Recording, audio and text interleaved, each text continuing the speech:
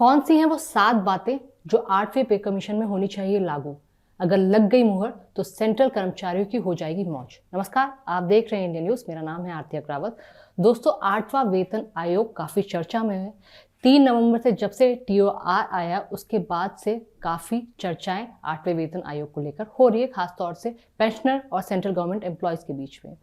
कहा जा रहा है टीओआर में कुछ बातें हैं जो स्पष्ट नहीं है और यूनियंस की मांगे हैं कि इन बातों को, इन मांगों को स्पष्ट किया जाना चाहिए। दरअसल दोस्तों, छोटी छोटी खामियां ये बताई गई हैं कि जो पे कमीशन होता है वो हर 10 साल में लागू होता है। जो 7वां पे कमीशन चल रहा है वो 31 दिसंबर 2025 तक है। तो ऐसे में कायदे से 1 जनवरी 2026 से 8वां वेतन आयोग लागू हो जाना चाहिए, लेकिन टीओआर यानी टर्म ऑफ रेफरेंस में इस तरह की कोई भी बात नहीं कही गई है, जिसको लेकर जो यूनियंस है उन्होंने काफ़ी सारी मांगे की हैं। 7 मेन मांगे यूनियन की तरफ से की गई हैं। इसके साथ साथ ही ये कहा गया है साल 2004 के बाद जो भी सेंट्रल गवर्नमेंट एम्प्लॉयज़ हैं उनकी पेंशन और बाकी की सुविधाओं में एक मत होना चाहिए, वो एक होनी चाहिए, ताकि ओल्ड पेंशन स्कीम और न्यू पेंशन स्कीम के बीच का जो भेद है वो मिट जाए।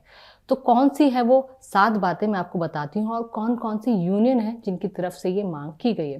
दोस्तों, 3 नवंबर को ये टीओआर पेश किया गया था सरकार की तरफ से, जिसको लेकर कहा गया है कि सेंट्रल गवर्नमेंट और जो पेंशनर्स हैं उन्होंने कुछ खामियां इसमें ढूंढी है। उनका कहना है कि 8वें पे कमीशन में ये बात कहीं भी स्पष्ट नहीं की गई है कि 8वां वेतन आयोग कब से लागू होगा, जिसको लेकर AIDF यानी all India defence employee federation और CCGEW confederation of central government employee and workers और BPS यानी भारत पेंशनर समाज ने प्रधानमंत्री और वित्त मंत्री निर्मला सीतारमण को एक चिट्ठी लिखी, कई चिट्ठियां लिखी है, जिनमें ये याचिका एक तरफ से दायर की गई है, अपनी अर्जी लगाई है कि ये जो टर्म ऑफ रेफरेंस है इसमें कुछ क्लैरिटी हो और इनको जल्द सुधारने की बात भी की गई है। क्या है संगठन की 7 बड़ी मांगे? सबसे पहले 8वें वेतन आयोग के टीओआर में ये साफ किया जाए कि ये सिफारिशें कब से लागू होंगी। कायदे से ये मांगे 1 जनवरी 2026 से लागू होनी चाहिए,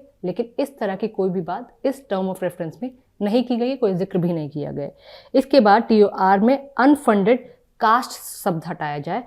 पेंशनर्स का कहना है कि सुप्रीम कोर्ट ने जो पेंशन है उसको मौलिक अधिकार बताया है, हमारा फंडामेंटल राइट है, इसमें से अनफंडेड कास्ट शब्द हटाया जाना चाहिए। अनफंडेड कास्ट शब्द से ऐसा लगता है कि ये कहीं और से या फिर किसी तरह की रहमो करम पेंशनर्स पर किया जा रहा है। तो पेंशनर का कहना है कि ये हमारा मौलिक अधिकार है, क्योंकि हमने इतने साल एज अ गवर्नमेंट एम्प्लॉय दिए हैं, तो ये हमारा एक मौलिक अधिकार है, फंडामेंटल राइट है, जो पुराने पेंशनर को भी था और नए पेंशनर को भी दिया जाना चाहिए। इससे वंचित नहीं रखा जाना चाहिए। और हालांकि ये बात साफ भी है, क्योंकि जैसे डिफेंस सेक्टर में जो पेंशनर हैं उनको पूरी की पूरी सुविधाएं मिलती है, लेकिन बाकी जो सेंट्रल गवर्नमेंट एम्प्लॉयज़ है 2004 के बाद से ये पूरा मामला बदल गया था। इसके बाद तीसरी मांग है 2004 के बाद जो भर्ती हुए यानी 26 लाख से ज़्यादा कर्मचारियों के लिए पुरानी पेंशन स्कीम यानी ओल्ड पेंशन स्कीम को लागू किया जाना चाहिए। यही मैं आपको अभी कह रही थी, इस तरह की बात की जा रही है। इसके साथ साथ 8वें वेतन आयोग में OPS यानी old pension scheme, NPS new pension scheme और UPS तीनों योजनाओं की पूरी समीक्षा की जानी चाहिए, जिससे ये जो भेदभाव है, ये जो डिफरेंस है ओल्ड पेंशन स्कीम और न्यू पेंशन स्कीम को लेकर कम से कम वो हट जाना चाहिए। इसके साथ 5वीं मांग है सभी पेंशनर के लिए एक समान पेंशन नियम लागू होना चाहिए, ताकि पुराने और नए पेंशनर के बीच का भेदभाव खत्म हो जाए। और इसके साथ जो ग्रामीण डाक सेवक यानी GDS है उसको भी इस 8वें वेतन आयोग में लागू किया जाना चाहिए, ताकि जो बेनिफिट है ज़्यादा लोगों तक पहुंच पाए। इसके साथ क्योंकि महंगाई बहुत बढ़ गई है, बढ़ती महंगाई के कारण कर्मचारियों और पेंशनरों को तुरंत 20% का अंतिम राहत दी जानी चाहिए, जिससे उनको काफ़ी लाभ होगा, क्योंकि महंगाई काफ़ी बढ़ चुकी है। इस तरह इन तीनों यूनियन ने मांग की है। और आखिरी CGHS में बड़े सुधार किए जाने चाहिए, नए केंद्र खोले जाने चाहिए, नए सेंटर पॉइंट्स खोले जाने चाहिए, जो पूरे देश में कैशलेस ट्रीटमेंट हो सके, और संसद की लंबित जो समिति है उसको तुरंत इन सिफारिशों को लागू किया जाना चाहिए। इस तरह की मांगे इन तीनों यूनियन की तरफ से की गई है।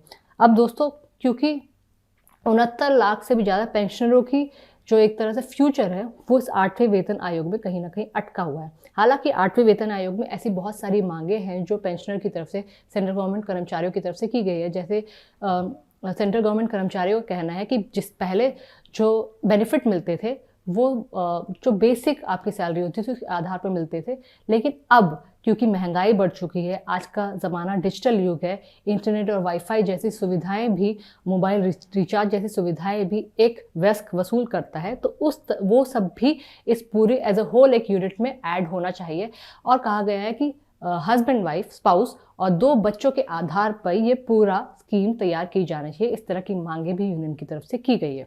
अगर ये मांगे मान ली जाती है तो सेंट्रल गवर्नमेंट कर्मचारियों की एक तरह से मौज हो जाएगी, इन मांगों पर मुहर लग जाती है। अगर आप में से बहुत लोग TOR होती क्या भला है ये नहीं जानते, तो TOR एक रोड मैप होता है, टर्म ऑफ रेफरेंस जिसे कहते हैं, जिस पे आयोग किस किस मुद्दे पर काम करेगा वो तय किया जाता है। और TOR में स्पेशली सैलरी भत्ते, बेसिक सैलरी, पेंशन और फिटमेंट फैक्टर का ध्यान रखा जाता है, और इसके अलावा और भी दूसरे लाभों को ऐड किया जाता है। तो TOR जो 3 नवंबर को सरकार की तरफ से पेश किया है, उसके अकॉर्डिंग जो सेंट्रल गवर्नमेंट कर्मचारी है और जो पेंशनर है उनको लगता है कि इसमें कुछ खामियां हैं, और ये जो 7 पॉइंटर्स हैं इनको बिल्कुल माना जाना चाहिए। इसमें सबसे बड़ी बात ओल्ड पेंशन स्कीम और न्यू पेंशन स्कीम को लेकर है। जो 2004 के बाद सेंट्रल गवर्नमेंट कर्मचारी भर्ती हुए हैं उनकी पेंशन स्कीम अलग है। उनका मानना है कि हम सबको भी जो बेनिफिट मिलना चाहिए वो OPS के आधार पर ही मिलना चाहिए। और सबसे इम्पॉर्टेंट बात कि TOR में बिल्कुल भी 1 जनवरी 2026 से 8वें वेतन आयोग के लागू होने की बात नहीं की गई है। इसीलिए बहुत सारे सेंट्रल गवर्नमेंट कर्मचारी और पेंशनर अधर में हैं कि ये आखिरकार 8वां वेतन आयोग, 8th पे कमीशन कब से लागू होगा।